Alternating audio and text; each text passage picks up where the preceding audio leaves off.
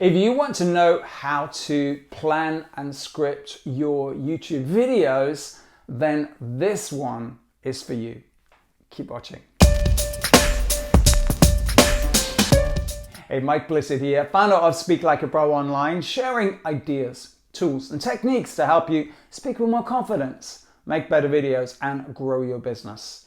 On this channel, you'll see book review, tech and how-to videos just like this one. So if you're enjoying it, please hit the like button. And if it's your first time here, welcome. And remember to hit the subscribe button and the notification bell just to let you know each and every time I upload new content.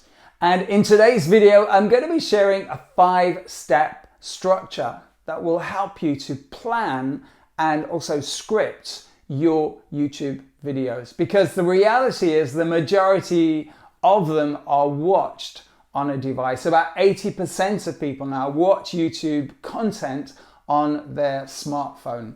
And so we scroll. We see what else is on there, and YouTube invites us to do that. They offer us suggestions of what else to watch based on maybe what you have watched already, or maybe you have put a search term in there. And so it feeds that into its algorithms, its programs, and it makes suggestions based on similar subjects of things that they think you might be interested in. So if amongst all that is your video and somebody else has been given a suggestion to watch your video, how do you capture their attention?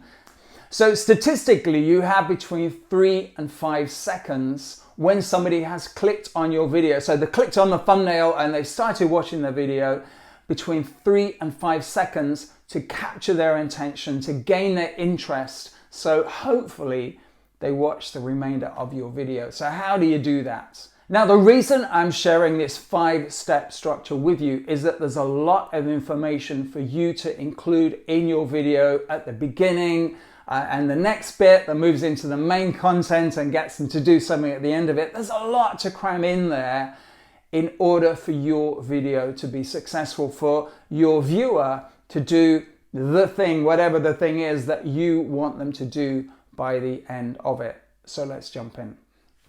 Step number 1 is the hook, and the hook is a piece at the beginning of your video designed to capture your viewers' attention, gain their curiosity, make them want to watch some more. And it's typically only between 15 and 30 seconds long. It's not an exact number. It can be a little bit longer or a little bit shorter, but it's not a really long section. It's something that's short, it's snappy, it's in, it's out, it's gained your attention, your viewers' attention, or it hasn't. So it's why it's called a hook. Now, if you want to see an example of a recent video that I made with a hook that is around 15 seconds long, click the link at the top of the screen and you can watch it now. And even if you think back to the beginning of this video, remember how I started it. I asked you a question, a really short question, and then we went straight into the next part of the video. So just asking a question is designed to gain your curiosity. If you're interested in the subject of whatever I mentioned in the video, how to script a video, then that has gained your curiosity, and you probably moved on to the next section. Now, you will be pleased to know there are more ways to hook somebody to gain your viewers' attention, their curiosity at the beginning of your videos than just ask a question. It's good to vary it sometimes. So if you want some more ideas, you can see there's a link here on the screen. It's to my website, and there you can sign up for a free report and also some free video training giving you 5 weird ways for you to engage somebody, to create an impact and gain people's attention at the beginning of your presentation or your video presentation as well. So either copy and paste this link on the screen now, or click the link, it's immediately below this video, and you get even more ideas about how you can hook your viewers at the beginning of your video.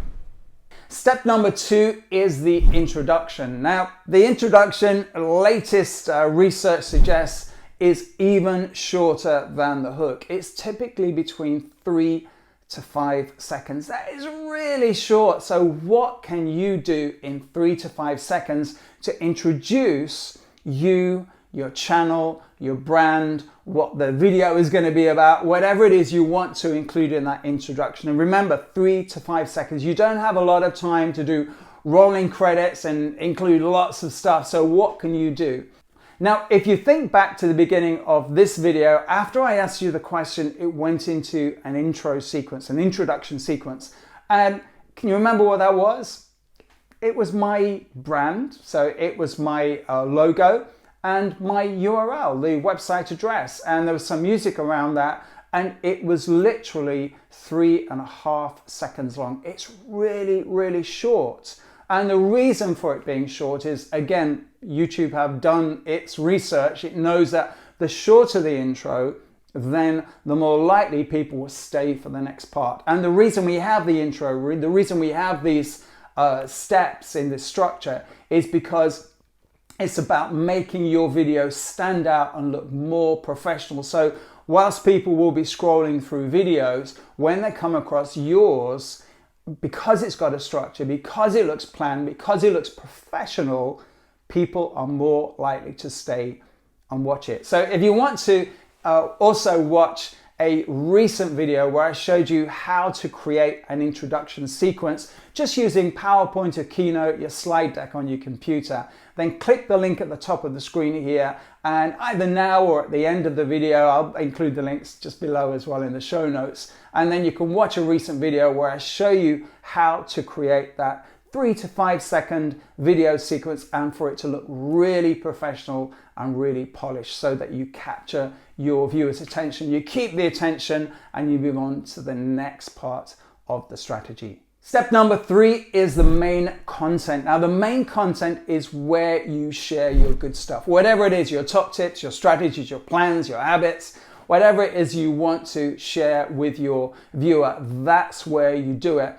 And if you think of a typical length of a YouTube tutorial video, for example, mine are between 5 and 10 minutes long, and I kind of base them around the kind of best practice that I've seen other people in similar markets do as well. You know, sometimes we make videos that are longer than that, sometimes a little bit shorter, but typically between 5 and 10 minutes. Between those parameters, however long your video is, about 80% of that content will be your main subject, whatever it is you're going to deliver in that video. So you think, is it going to be 3 steps or 5 steps or 7 top tips or 10 top tips or whatever it is that you share, or you think what I do, a book review or a tech review or a how-to. Just think about 80% of your video will be that's where you present that. And then that leads you on to step number 4, and that's your call to action. What do you want your viewer to do as a result of watching these videos? Now, just to say, the majority of people that make YouTube videos, and I used to be one of them, at the end of a video, we're just happy that people have watched it. So we say basically, thank you and goodbye. And that's a real missed opportunity, because if you want to build your list, if you want to build your engagement, if you want to increase your viewing time, your subscribers, you want people to go to your landing page on your website and sign up for your mailing list or come to your workshops or buy your programs, whatever it is you want to do in the bigger scheme of things, really on an individual level, on an individual video level, it's how do you build that relationship? And this is where the call to action comes into play. It's a really, really small part of the overall video, but it's probably one of the most important, because if somebody has been engaged, if they've been curious, if they've listened to your content and they've liked it, then just to say thank you and goodbye at the end is a bit of a waste. So ask them to do something. And so what could you ask them to do? Typically it's that if you've enjoyed it, click the like button. If you are new here, remember, hit the subscribe button and also the notification bell so you get to know each and every time I upload a new video. That's a common one because it builds engagement into your YouTube channel. And if you want to keep people, at least to some degree, in your YouTube channel, this is a good thing to do.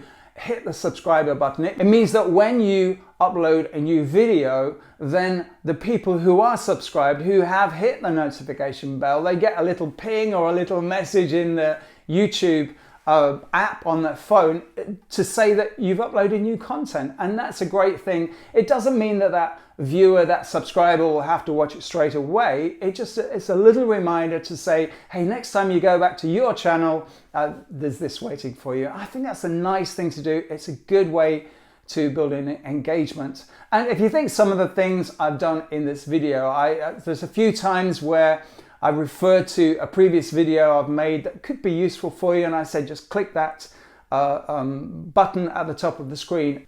And if you want to know how I do that, how I put the cards in the top of the screen, just leave a comment in the box below, a question saying, Mike, will you make a video how to do these cards and the links and the call to actions? And I gladly will make another video in the next few weeks, in the next month or so, and you'll have a tutorial on that as well. But as I say, just ask me, leave a comment in the box to say it's something you're interested in, and it will be done.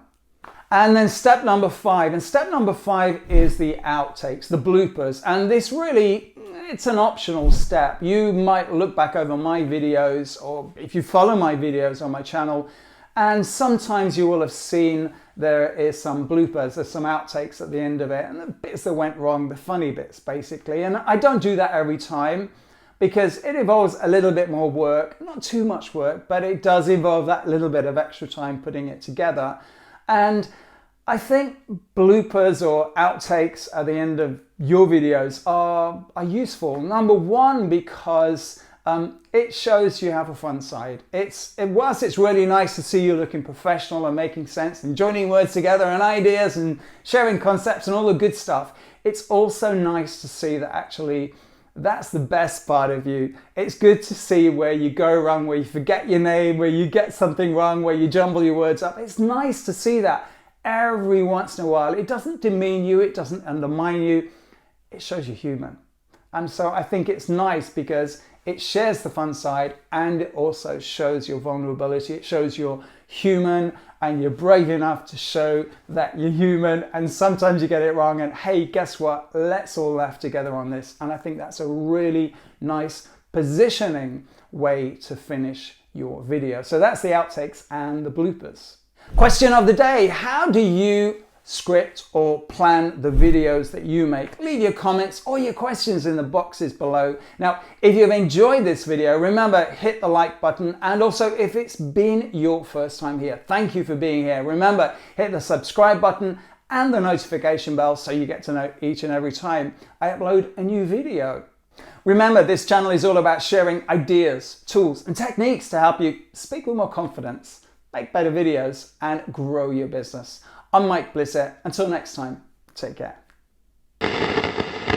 And in today's video, I'm going to be sharing a 5-step structure to help you plan and structure.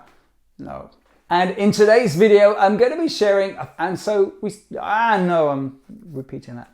So statistically, you have between 3 and 5 seconds to capture their attention, to lead them on to the next part, to lead them into main body of a content, and then to get them to